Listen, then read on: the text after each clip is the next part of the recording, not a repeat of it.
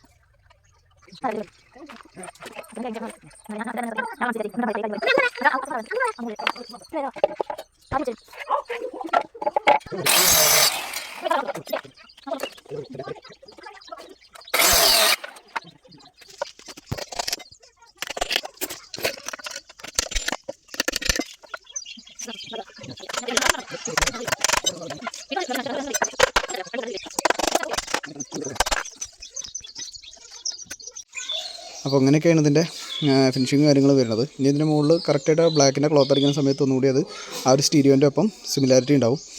ഇപ്പോൾ നമ്മൾ സ്റ്റീരിയോ കുറച്ച് ഉള്ളിലേക്കാക്കിയിട്ടാണ് വെച്ചിട്ടുള്ളത്. കാരണം നമ്മൾ ആ ക്ലോത്ത് അടിക്കുന്ന സമയത്ത് കറക്റ്റായിട്ടൊരു ഈക്വാലിറ്റി കിട്ടാൻ വേണ്ടിയിട്ടാണ് അങ്ങനെ ചെയ്തിട്ടുള്ളത്. ബാക്ക് സൈഡ് നമുക്ക് ഇങ്ങനെയാണ് വരുന്നത്. ബാക്ക് സൈഡിൽ നമ്മൾ സ്പീക്കറിൻ്റെ കണക്ഷനും അതേപോലെ RCA കേബിളിനുള്ള കണക്ഷനും കാര്യങ്ങളൊക്കെ ഇടുന്നുണ്ട്. പവർ സപ്ലൈൻ്റെ കണക്ഷനും കാര്യങ്ങളൊക്കെ ഇവിടെ ചെയ്യുന്നുണ്ട്. ഏകദേശം കറക്റ്റ് ഒരു ആംപ്ലിഫയറിന് എങ്ങനെയാണ് ബാക്ക് സൈഡിൽ ഉണ്ടാവുക അതേപോലെയാണ് ചെയ്യാൻ ഉദ്ദേശിക്കുന്നത്. നമ്മൾ ഇതേ രീതിയിലുള്ള നമ്മുടെ സ്പീക്കർ കണക്ടർ എടുത്തിട്ടുണ്ട്. അങ്ങനത്തെ 2 എടുത്തിട്ടുണ്ട്. കാരണം നമ്മുടെ സ്റ്റീരിയോയ്ക്ക് 4 ഔട്ടുണ്ട്. അപ്പോൾ 4 സ്പീക്കറിൻ്റെ ഔട്ടിന് വേണ്ടിയിട്ട് നമ്മൾ 4 എടുത്തിട്ടുണ്ട്. ഒരെണ്ണം അവിടെ ഇരിക്കുന്നുണ്ട്. അപ്പോൾ ഇതിന് 2 നമ്മൾ ഇതിലാണ് തൊള്ളിടുന്നത്. ഇതിന് തൊള്ളിട്ടിട്ട് നമ്മൾ സ്റ്റീരിയോ പിടിപ്പിച്ചതിന് ശേഷം ബാക്കിലാണ് പിടിപ്പിക്കുന്നത്.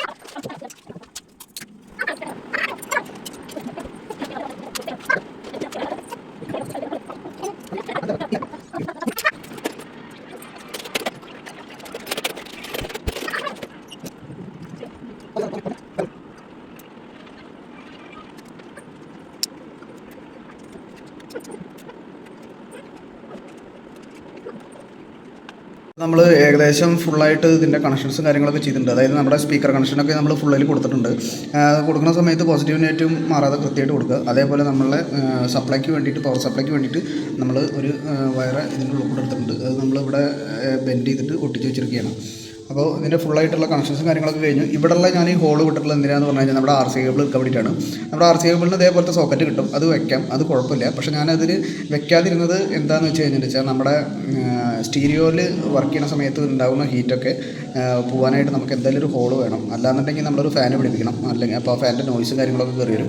അപ്പോൾ അതിന് വേണ്ടാന്ന് വിചാരിച്ചിട്ടാണ് നമ്മൾ ഇതേ രീതിയിലുള്ള ഹോൾ ഇട്ട് കൊടുത്തിട്ടുള്ളത്. അപ്പോൾ ഈ ഹോൾ കൂടെ എന്തായാലും നമ്മളെ ഹീറ്റും കാര്യങ്ങളൊക്കെ പുറത്തേക്ക് വെക്കണം, RC കേബിൾ കണക്ട് ചെയ്യാനും പറ്റും. അപ്പോൾ അതിന് രണ്ടും കൂടി വേണ്ടിയിട്ടാണ് ഞാൻ ഈ ഹോള് ഓൾറെഡി ഇട്ടിട്ടുള്ളത്.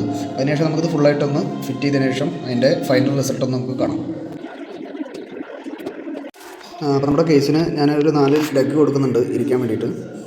അപ്പോൾ അതും കൂടി ചെയ്ത് കഴിഞ്ഞാൽ നമ്മുടെ ബാക്കിയുള്ള കാര്യങ്ങളൊക്കെ ഫിനിഷിംഗ് കാണാം. അതിനുശേഷം നമുക്ക് നമ്മുടെ സ്റ്റീരിയോ ഉള്ളിലേക്കൊന്ന് കയറ്റിയിട്ട് നമ്മുടെ ബാക്കത്തെ ബോർഡും കൂടി ഇട്ടതിന് ശേഷം നമുക്കൊന്ന് ഫൈനൽ റിസൾട്ട് എങ്ങനെയാണെന്ന് ജസ്റ്റ് നോക്കാം.